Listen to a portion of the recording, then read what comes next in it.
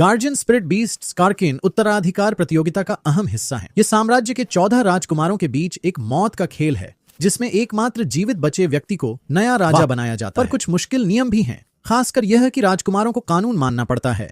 वे एक दूसरे को सीधे मार नहीं सकते, यानी वे कर सकते हैं पर फिर शाही जेल जाएंगे। यह आम जेल से बेहतर है, पर राजा बनने जितना अच्छा नहीं।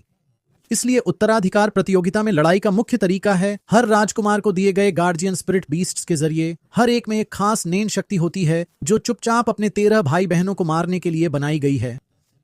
और यह जानना जरूरी है कि सभी गार्जियन स्पिरिट बीस्ट्स एक जैसे नहीं होते। कुछ बेहद ताकतवर होते हैं, कुछ उतने नहीं, और इसके पीछे कुछ कारण हैं।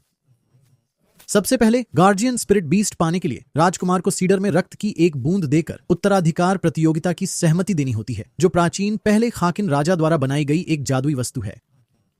यह एक बेहद दिलचस्प वस्तु है क्योंकि यह पीढ़ीगत ऊर्जा को हर राजकुमार के लिए बनाए गए गार्जियन स्पिरिट बीस्ट पुराने बलिदानों की ऊर्जा से बने होते हैं, और यही एक साधारण नेन बीस्ट और खाकिन गार्जियन स्पिरिट बीस्ट में मुख्य अंतर है।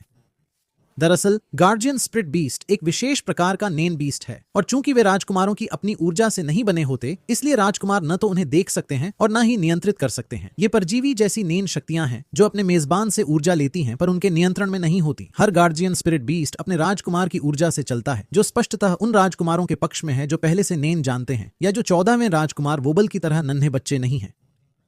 हालांकि नियमित नेन उपयोगकर्ता उन्हें देख सकते हैं, पर राजकुमार ग्यो से भी उन्हें नहीं देख पाएंगे। एक अजीब अपवाद है जिसे हम बाद में देखेंगे, पर 2 और महत्वपूर्ण नियम हैं जो अच्छा है, मुझे नियम पसंद है।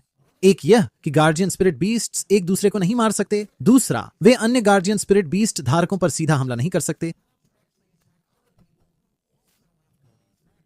यह उनकी उपयोगिता पर सवाल उठाता है क्योंकि वे न तो राजकुमार को न ही उनके बीस्ट को मार सकते हैं।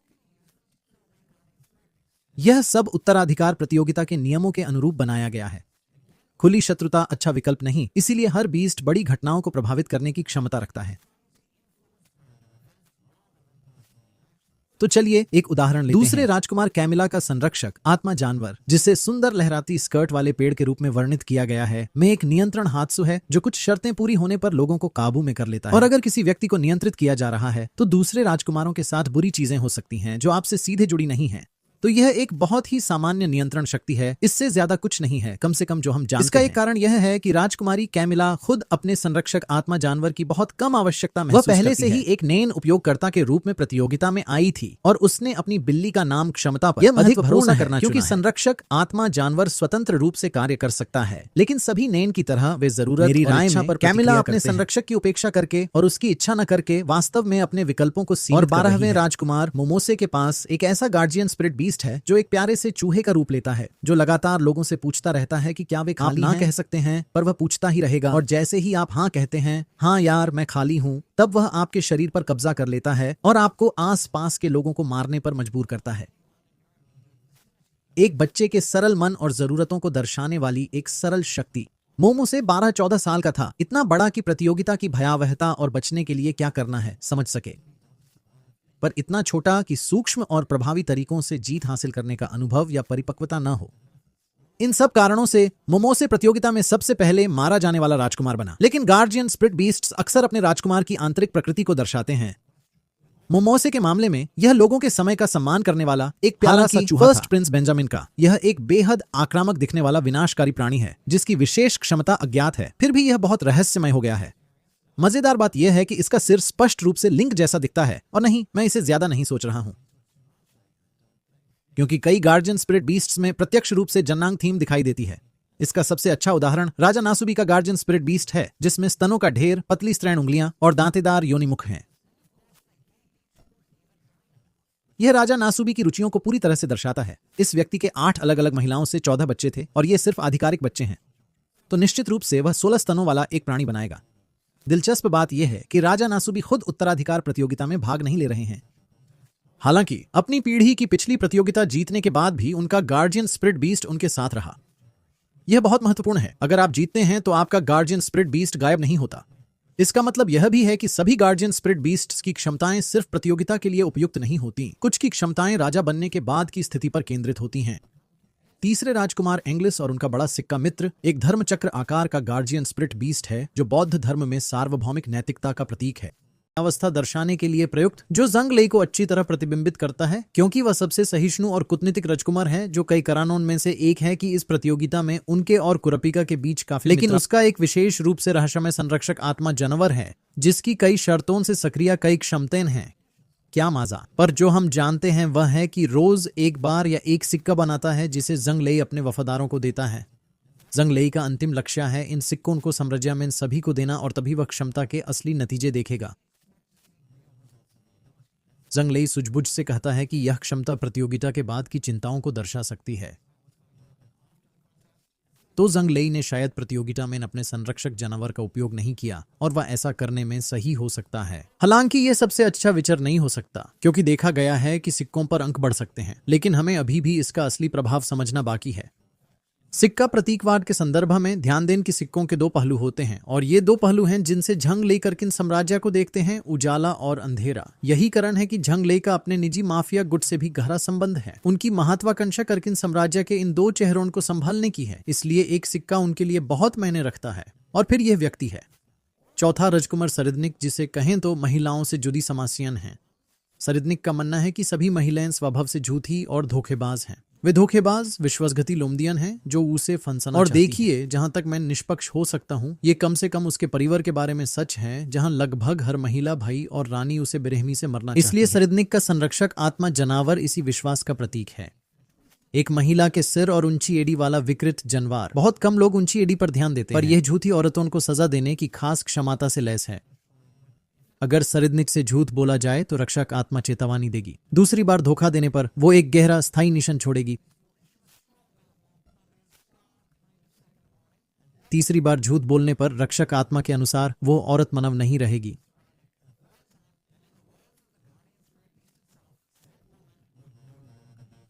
जो अच्छा नहीं लगता। दुनिया में यह माना जाता है कि वो औरत सरिदनिक की कठपुतली बन जाएगी।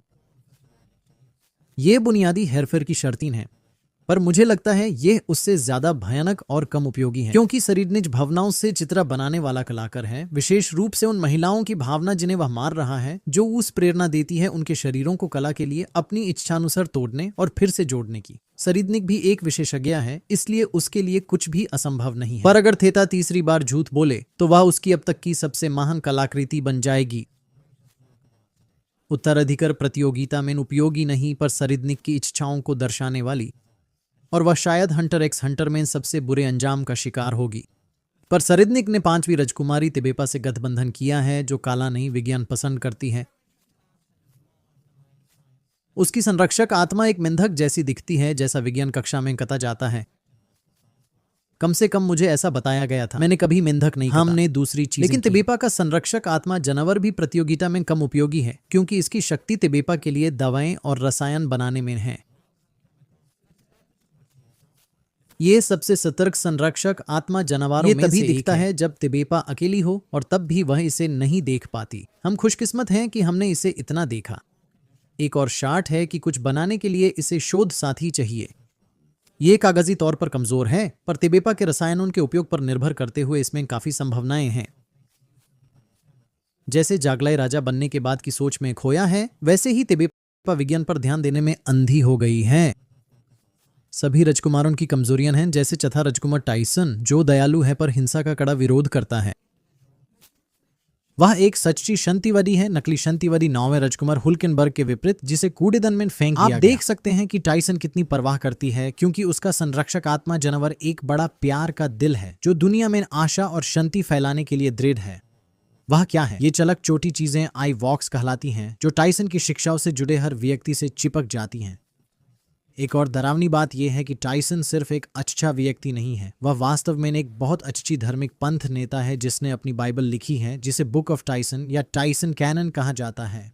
ये आई वॉक्स लोगों को खुशी देते हैं, जो टाइसन कैनन को जितना अच्छे से समझते और पढ़ते हैं, उतनी ही ज्यादा। हालांकि बदले में आई वॉक्स टाइसन के खुश अनुयायियों से ऊर्जा चूसते हैं, धीरे धीरे उनकी जीवन शक्ति कम करते हैं, लेकिन उन्हें इस पूरी स्थिति के बारे में बहुत अच्छा महसूस कराते हैं, कुछ डार्क कॉन्टिनेंट कैलामिटी पॉप की तरह।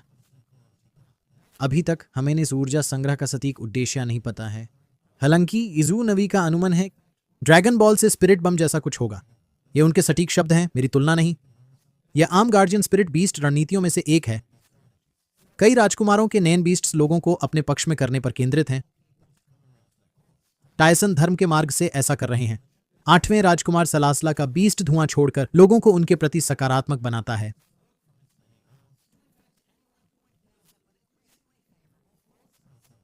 मजेदार है, एक अंगरक्षक उसके पक्ष में आता है और कहता है, पता है क्या, मैंने सोचा, कहते हैं महान पुरुष महान प्रेमी होते हैं, है ना? सलासला महान होगा क्योंकि वो कभी नहीं रुकता। पर यह क्षमता उसकी कामेच्छा से जुड़ी है। तो गार्जियन स्पिरिट बीस्ट तब तक धुआं छोड़ता रहेगा जब तक सलासला कर सकता है, जो काफी लंबे समय तक है, पूरे दिन। यही तो वह करता है। सलासला अपनी मर्जी से बिस्तर पर पड़ा रहता है। उसके पास धुआं पैदा करने का बहुत प्रभावी तरीका है, लेकिन उसे फैलाने का बेहद अप्रभावी तरीका है, क्योंकि वह कहीं जाता ही नहीं। पर इससे कोई फर्क नहीं पड़ता, क्योंकि प्रतियोगिता की तैयारी न करने के कारण वह अब मर चुका है। अब पीछे हटकर हमें 7वें राजकुमार लुजेरस पर नजर डालनी होगी, जो एक और भी गहरे रहस्य के साथ प्रतियोगिता का डार्क हॉर्स है। उसका गार्जियन स्पिरिट बीस्ट एक जादूगर है, जो लक्ष्य की सबसे बड़ी इच्छा बनाकर जाल बिछाता है, जो लुजेरस के बारे में काफी कुछ बताता है। इस समय वह सबसे शांत और पसंदीदा राजकुमारों में से एक है, और उसके सभी भाई बहनों ने उसे ताज के लिए गंभीर दावेदार नहीं माना है। लेकिन वह शायद सिर्फ वही दिखा रहा है जो हम देखना चाहते हैं।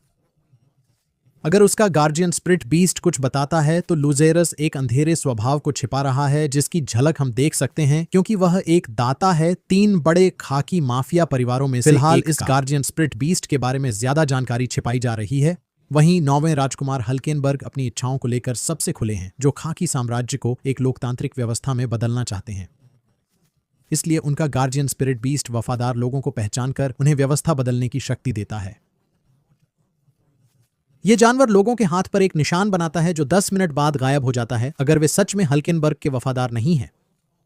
लेकिन अगर वे हैं तो पिनियन रहती है और वाहक नेन से जागृत होता है, जिससे उसे आभा का एक घृणित बढ़ावा मिलता है, जो अन्य पिनियन धारकों के निकट और भी बढ़ जाता है। इसे और अधिक समझने योग्य तरीके से कहें तो यह अनुमान लगाया गया है कि हल्केनबर्ग के नए जागृत अंगरक्षकों में से 10, जो कुछ दिन पहले तक नेन को भी नहीं जानते थे, मिलकर उनके पास अधिक शक्ति है प्रिंस बेंजामिन की पूरी नेन अनुभवी निजी सेना से भी ज्यादा हथियाने में सक्षम और इच्छुक लोगों का एक छोटा समूह है। इस जागृति के बाद कई राजकुमारों ने हल्केनबर्ग को मारने पर ध्यान केंद्रित किया है, इससे पहले कि यह गुट उन्हें पूरी तरह कुचल दे। अगले 10वें और 11वें राजकुमार कांचो और फुगेत्सु हैं, जिनके गार्जियन स्पिरिट बीस्ट्स भ्रातृ जुड़वा होने के कारण जुड़े हुए हैं।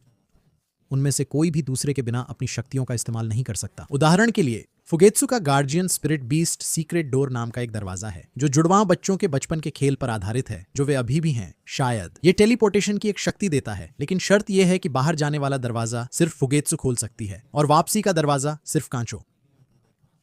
तो फुगेत्सु तय करती है कि वे साहसिक यात्रा पर जाएंगे, पर यात्रा से घर लौटने के लिए उसे कांचो की जरूरत होती है, जो बहुत मुश्किल होगा अगर उनमें से कोई एक मर जाए, जब तक कि कांचो का गार्जियन स्पिरिट बीस्ट नैन की एक सच में दुखद अभिव्यक्ति न हो, जिसे विदाउट यू। यह तभी प्रकट होता है जब कांचो या फुगेत्सु में से कोई मरता है, फिर वह मृत जुड़वाओं की भूमिका निभाता है और उसका रूप धारण करता है, शायद मृत्यु तक। अभी विदाउट यू कांचो का रूप धारण कर रहा है, जो तब मारा गया था जब जुड़वां बच्चों ने उत्तराधिकार प्रतियोगिता से भागने की कोशिश की। लेकिन यह संयोजन भी एक बहुत जोखिम भरी क्षमता है, क्योंकि फुगेत्सु एक बच्ची होने के नाते उसके पास उतनी आभा नहीं है। इसका एक बार उपयोग भी उसे थका देता है और उसे आसानी से मारा जा सकता है। फिर हमारे पास 13वें राजकुमार मरियम हैं, जिनके पास एक पूरी तरह से रक्षात्मक गार्जियन स्पिरिट बीस्ट है, जो एक बड़े पुराने डरावने अजगर की तरह दिखता है, जो आकार में बढ़ता और घटता रहता है मरियम की भावनाओं के अनुसार किसी भी समय। यह संभवतः मरियम के कमरे के चारों ओर एक बाधा खड़ी की जा रही है, जो अपने प्रभावी जेब आयाम में है। कोई भी जो कमरे में प्रवेश करता है दूसरे कमरे में पहुंच जाता है। इसका मतलब है कि मरियम शायद सबसे सुरक्षित राजकुमार है, क्योंकि इस समय उसके जीवन पर खतरा केवल उस जेब आयाम के भीतर मौजूद लोगों से है, जिनमें से 2 बिस्किट क्रूगर हैं और हंजो, जिसका कोई उपनाम नहीं दिया गया, लेकिन उन दोनों के साथ मैं बेहद सुरक्षित महसूस करूंगा। और अंतिम उम्मीदवार 14वें राजकुमार वोबल के लिए वह एकमात्र ऐसी है जिसका अभिभावक आत्मा जानवर अभी तक हमें नहीं दिखा है। हालांकि ब्लैक व्हेल 1 के प्रस्थान से ठीक पहले एक दिलचस्प दृश्य था, जहां कुरापिका ने वोबल के पालने से एक भयावह आभा महसूस की, जो निश्चित रूप से वोबल के अभिभावक आत्मा जानवर का प्रकटीकरण था। लेकिन जो भी हो, इसकी शक्तियां शायद काफी सीमित हैं। एक शिशु के रूप में वह केवल इतनी ही आभा उत्पन्न कर सकती है। इसकी भरपाई के लिए उसके पास कुरापिका है, ब्लैक व्हेल 1 पर सबसे अच्छा रणनीतिकार, जो मेरे हिसाब से किसी भी अभिभावक आत्मा जानवर से कहीं ज्यादा खतरनाक है। हालांकि कुरापिका अभी एक बहुत ही जटिल स्थिति में है। अनजाने में वह पूरी उत्तराधिकार प्रतियोगिता का केंद्र बन गया है, जो अब उसके जीवन के लिए खतरा बन गई है।